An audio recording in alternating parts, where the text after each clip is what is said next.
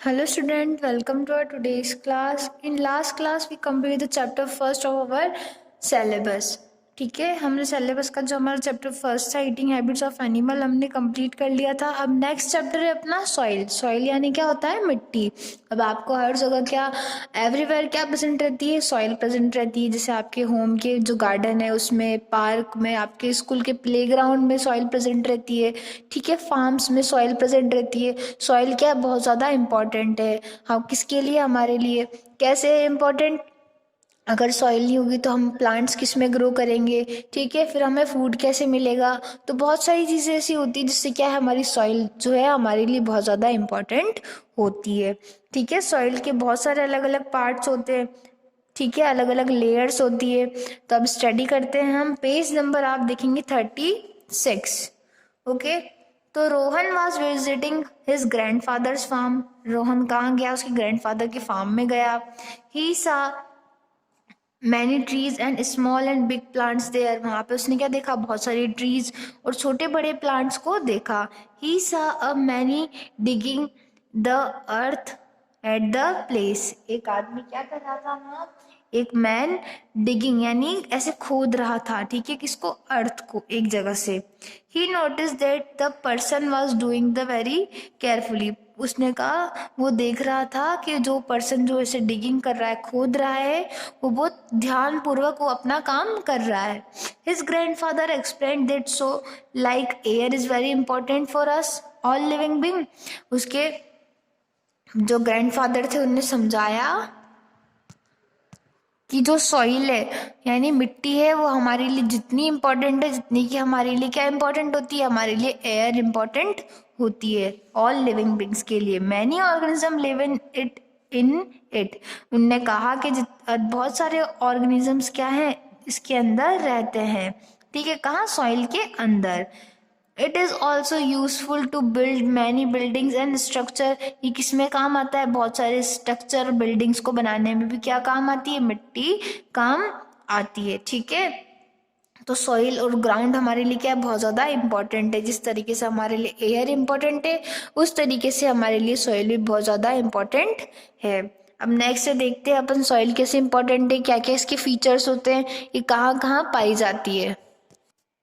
ठीक है, तो ऑन पेज नंबर 37 देखेंगे आप। Soil is all around us. Soil क्या है? हमारे चारों तरफ है, अधिकतर सब जगह क्या है? मिट्टी है। इन आवर गार्डन, हमारे गार्डन में, हमारे स्कूल के प्लेग्राउंड में और पार्क में। It is the top most layer of the earth which is plant grow. ठीक है, इन अर्थ विच प्लांट ग्रो। क्या है? सॉइल अर्थ की टॉप मोस्ट लेयर, सबसे ऊपर की लेयर है जिसमें क्या करे जाते हैं? प्लांट को ग्रो किया जाता है। ठीक है, we depend on it for our food needs. हम किस लिए डिपेंड है सॉइल पे? क्योंकि हमारी फूड की नीड्स के लिए। जहाँ पे सॉइल नहीं होगी वहाँ पे हम पेड़ पौधे कैसे उगाएंगे? और हमें पेड़ पौधे नहीं उगाएंगे तो हमें फूड कैसे मिलेगा? इसलिए हम क्या है? डिपेंड है किस पे? सॉइल पे, फूड की ज़रूरतों के लिए। Plants get water, nutrients and mineral from the soil. Plants क्या लेता है सॉइल से? वाटर लेता है सॉइल से, न्यूट्रिएंट्स लेता है, और मिनरल्स भी कहाँ से लेता है? वाटर प्लांट सॉइल से ही लेता है। As plants are the direct or indirect source of food for all living beings, so soil is very important for all living beings. जैसे प्लांट डायरेक्टली और इनडायरेक्टली लिविंग बींग्स के लिए कितना important है, उसी प्रकार सॉइल भी बहुत ज़्यादा इम्पोर्टेंट है। किसके लिए? लिविंग बींग्स के लिए। ठीक है, हाउ इज सॉइल फॉर्म्ड? अब सॉइल कैसे फॉर्म होती है? ठीक है, सॉइल यानी जो मिट्टी है वो कैसे फॉर्म होती है? Soil is formed from rock on the earth through a long process. मिट्टी जो है, सॉइल जो है, किससे बनती है? अर्थ पे जो रॉक्स प्रेजेंट है यानी बड़ी बड़ी चट्टाने प्रेजेंट है, पत्थर प्रेजेंट है, उनसे ये सॉइल फॉर्म होती है। ऐसे नहीं कि दो चार टाइम में बन गई, दो चार मिनट में बन गई, महीनों में बन गई, सालों में बन गई। नहीं, इनको कई साल लग जाते हैं रॉक से यानी चट्टान से मिट्टी बनने में। ठीक है, the rock were broken down into smaller and smaller pieces by the force of weather such as wind, water, ice and the heat of the sun. अब क्या होता है, जो चट्टाने होती है, ठीक है, उन पे जो नेचुरल फोर्सेस लगते हैं, जैसे नेचर की तरफ से क्या फोर्स लगेगा चट्टानों पे, वाटर का, वेदर जो फोर्स लगते हैं जैसे विंड का, एयर का, सनलाइट का, ये सब फोर्स लगने से क्या होगा, जो रॉक्स है वो छोटे छोटे पीसेस में डिवाइड होते जाएंगे और वो किस में चेंज हो जाएंगे, फिर सॉइल में चेंज हो जाएंगे। The process was continued for thousands of year, हजारों सालों से ये प्रोसेस चलती हुई आती है, तब जाके क्या बनता है, रॉक से सॉइल बनती है। Dead plants and animal and many teeny living beings are mixed with the small pieces of rock. अब जो रॉक से क्या बना, यानी चट्टानों से मिट्टी बनी, उनमें बहुत सारी क्या क्या चीजें मिक्स रहती है, उनमें लिविंग बींग्स मिक्स रहते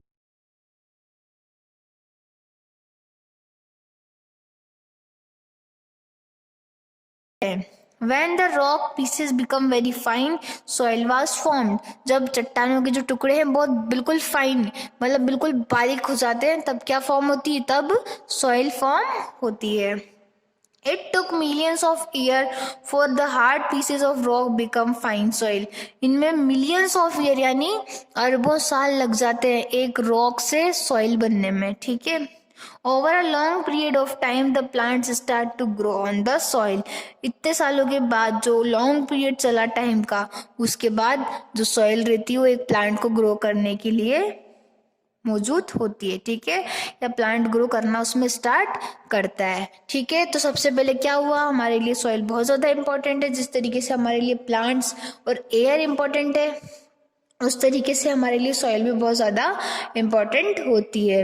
अब सॉइल कैसे फॉर्म होती है, सॉइल बड़ी बड़े चट्टाने होती है, रॉक्स होती है, उनको जब छोटे छोटे पीसेस होते हैं, उनके कैसे होते हैं छोटे पीसेस, अब कोई बड़ी सी चट्टान है, ठीक है, अब उसमें हीट लगेगी, सनलाइट लगेगी, एयर का फोर्स लगेगा, वाटर का फोर्स लगेगा, तो ऐसे सब सारे फोर्सेस लग के किन में चेंज होती जाती है, धीरे धीरे छोटे छोटे पीसेस में चेंज होती जाती है।